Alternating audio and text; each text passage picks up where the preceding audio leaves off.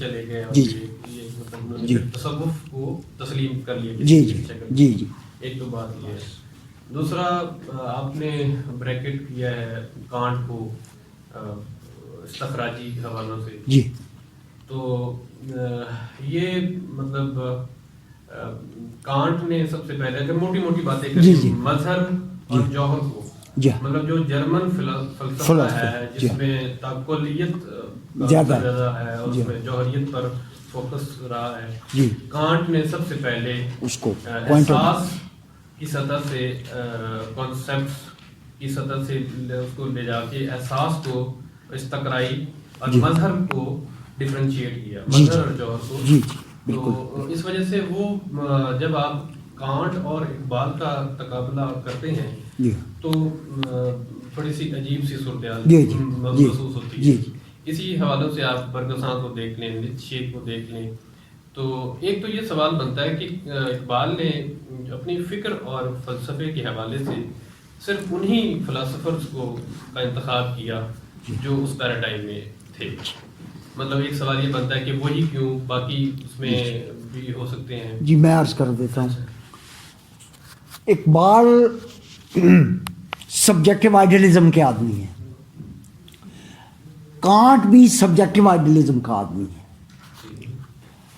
Can't ان مسلمات کو نہیں توڑتا بلکہ ان مسلمات کو استخراجی لاجک کے ذریعے جس کو وہ استقرائی بنانے میں ناکام رہا اس لاجک کے ذریعے ان مسلمات کو ثابت کرتا ہے.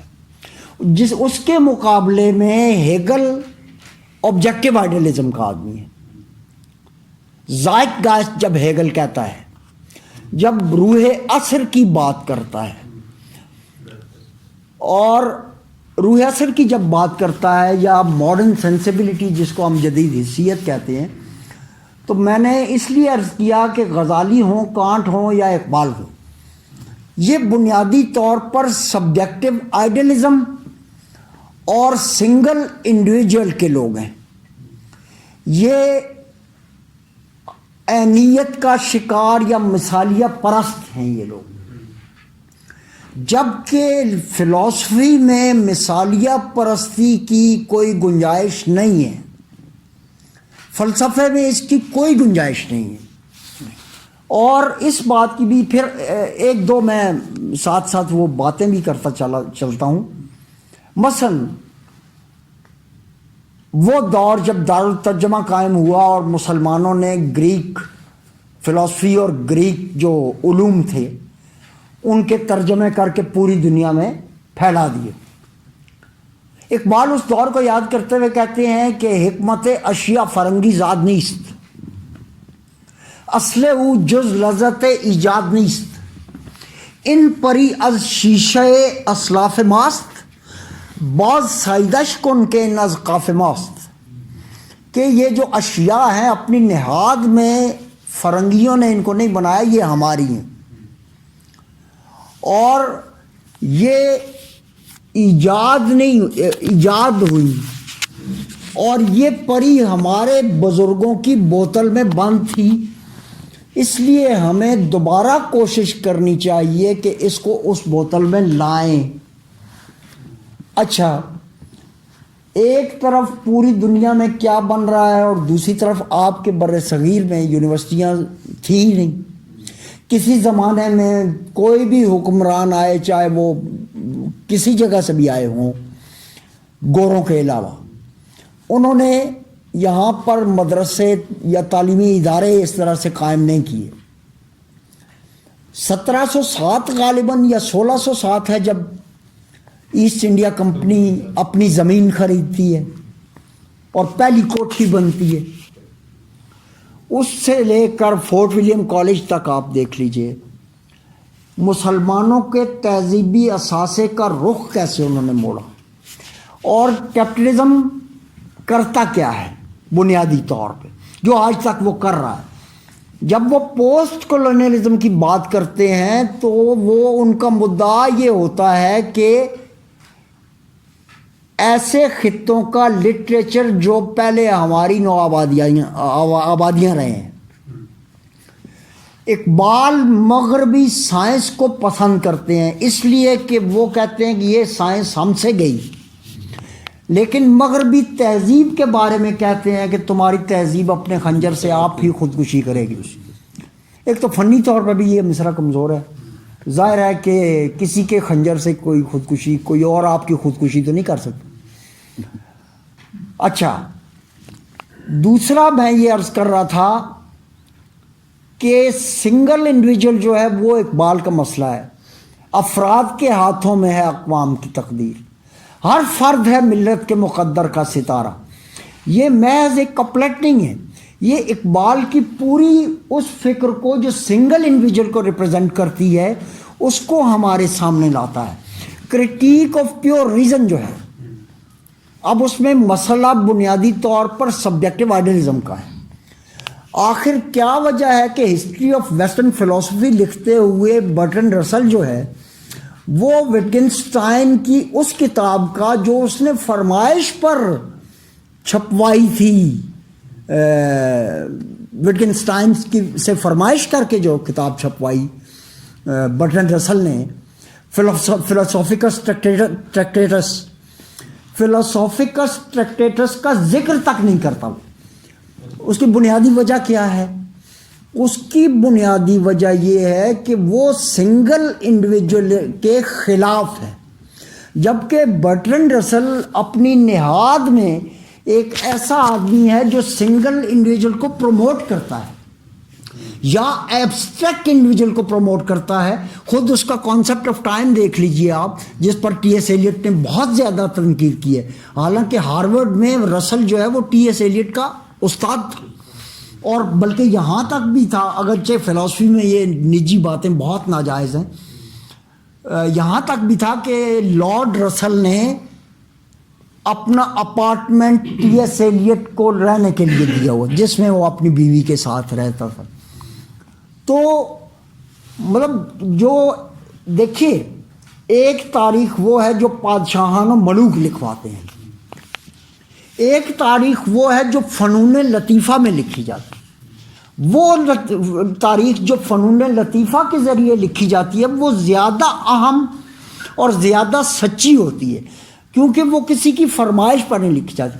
پھر تاریخ کے بارے میں ایک فقرہ یاد رکھنا چاہیے، اس کو آپ اپنے عقیدے کی روشنی یا تیرگی میں نہیں پڑھ سکتے.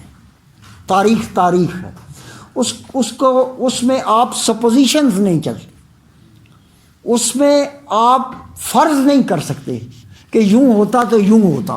شکیب جلالی اگر کچھ اور زندہ رہ جاتا تو عظیم شاعر ہوتا. نقد ادب میں، تاریخ میں اور فلسفے میں سپوزیشن کی کوئی گنجائش نہیں ہے.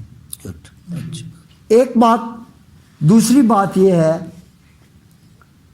کہ اقبال انسان سے یہ کہتے ہیں کہ یہ کائنات ابھی ناتمام ہے، شاید کیا رہی ہے دما دم صدائے کن فیکون.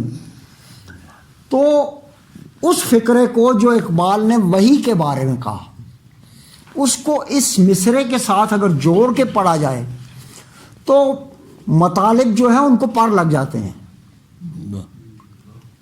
مسئلہ ایک اور طرف چلا جاتا ہے.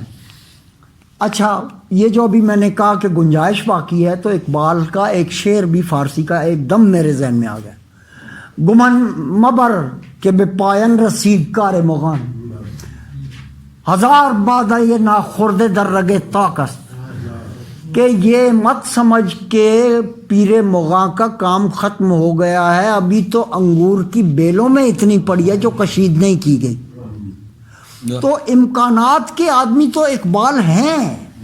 اسی لیے تو میں نے کہا کہ راشد کا گمان اقبال کا ممکن ہے. وہ آپ کے کسی بھی بڑے شاعر کے مقابلے میں، دنیا کے کسی بھی بڑے شاعر کے مقابلے میں رکھے جا سکتے ہیں بطور شاعر.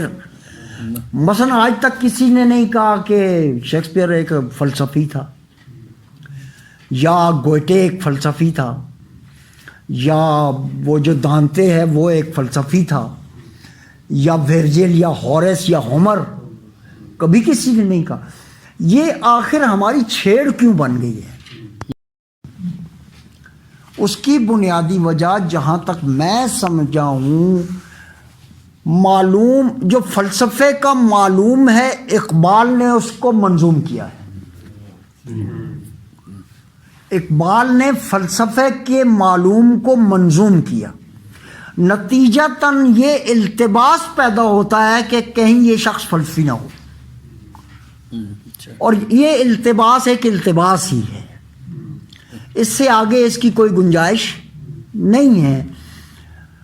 یہ شعر جو ابھی میں نے سنایا، اور میں نے پہلے کہا کہ اقبال نے استفادے کیے بڑے شاعروں سے، دنیا کے بڑے بڑے شاعروں سے، بلکہ اقبال یہ کہتا ہے کہ مجھے اپنے زمانہ طالب علمی میں ورڈز ورتھ نے الحاد سے بچایا، جبکہ ورڈز ورتھ جو ہیں وہ فطرت کو خدا مانتے ہیں.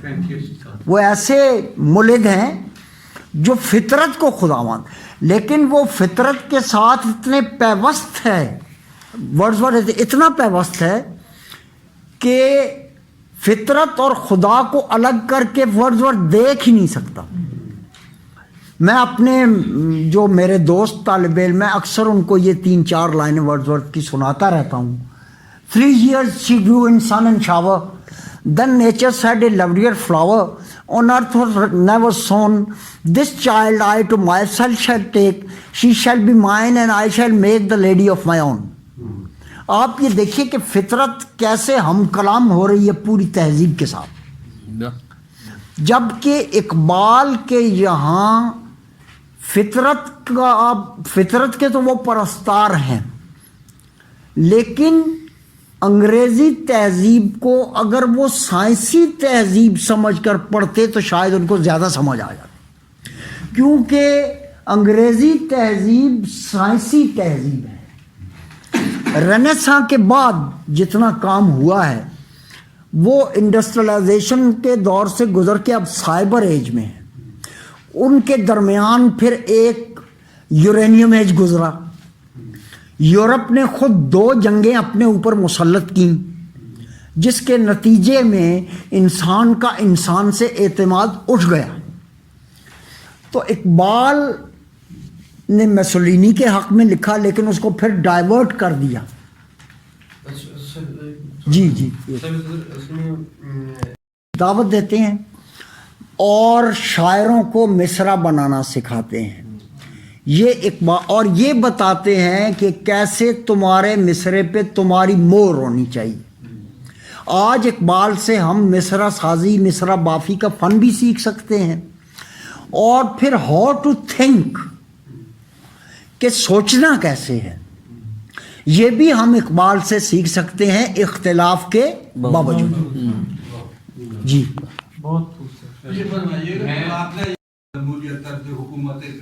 جی بندوں کو گنا کرتے ہیں. دیکھیے انہوں نے the reconstruction of religious thought in Islam میں شورائی تصور دیا ہے اقبال نے، اور وہ شورا جو ہے اس کے حوالے سے بھی اگر آپ یہ دیکھیے تو وہ کوئی جمہوریت کو ریپرزینٹ نہیں کر رہی ہوتی. اقبال کا شورا کا وہی تصور ہے جو الیکٹڈ نہیں ہے، سلیکٹڈ ہے. جی آپ کو سوال میں کہ آئیکون کلاس تھے، وہ رسم شکن آدمی ہے. جی اور آپ کو حیرت ہوگی کہ اگر میں غلط نہیں ہوں تو تسخیر فطرت شاید اقبال کی جو نظم ہے، یہ ایک طرف بیٹھا ہوا ٹی ایس ایلیٹ دا ویسٹ لینڈ لکھ رہا تھا جو 1922 میں آئی ہے، اور تسخیر فطرت بھی غالباً اب میرے ذہن میں واضح نہیں ہے اسی زمانے میں آئی ہے، اور 5 حصے اس کے بھی ہیں. اور حبوط آدم ہے، آدم از بہشت برون آمدے ہے، اور اس طرح کے.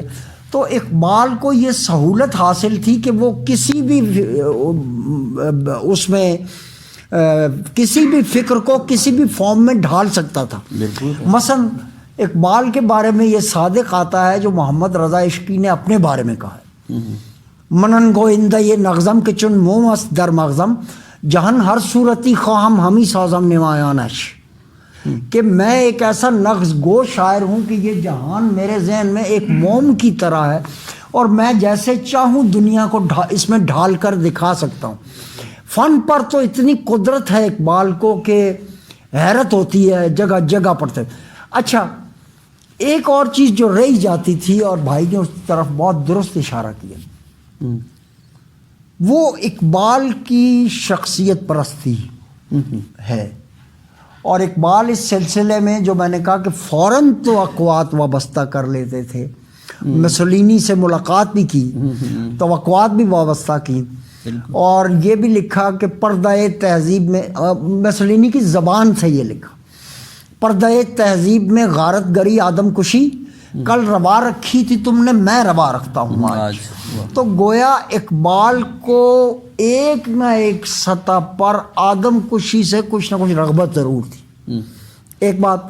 اچھا، اگرچہ اقبال جو ہیں انہوں نے اختر حسین رائے پوری کے مضمون اقبال اور فاشزم کے بعد اس نظم کو ایک نیا ٹرن بھی دیا۔ وہ اتنی زیادہ نوجوانوں کے اختلاف کو اتنی اہمیت دیتے تھے، اور خود آپ the reconstruction of religious thought in Islam کا اگر پہلا والا پیراگراف پڑھ لیں تو اس میں اقبال نے یہ کہا ہے کہ یہ جو میری باتیں ہیں یہ غلط بھی ہو سکتی ہیں اور قابل تنقید ہیں، ان پر تنقید بھی ہو سکتی ہے۔ جی، یہ اقبال نے کہا، اور اقبال نے دعوت دی ہے، دعوت فکر دی ہے کہ میرے ساتھ اختلاف کرو۔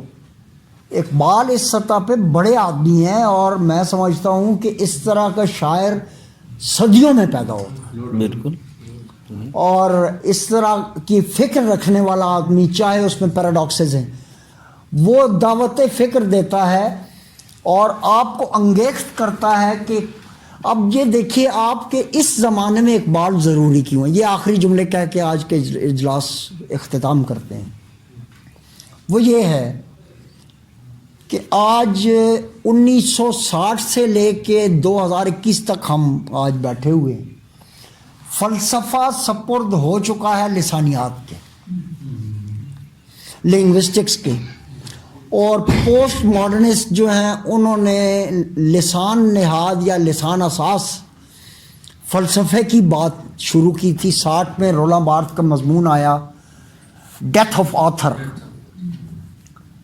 کہ مصنف کی موت کا اعلان کر دیا، اور یہ کہا کہ writing is orphan right after its birth from the assistance of its father, کہ لکھت پیدا ہوتے ہی یتیم ہو جاتی ہے۔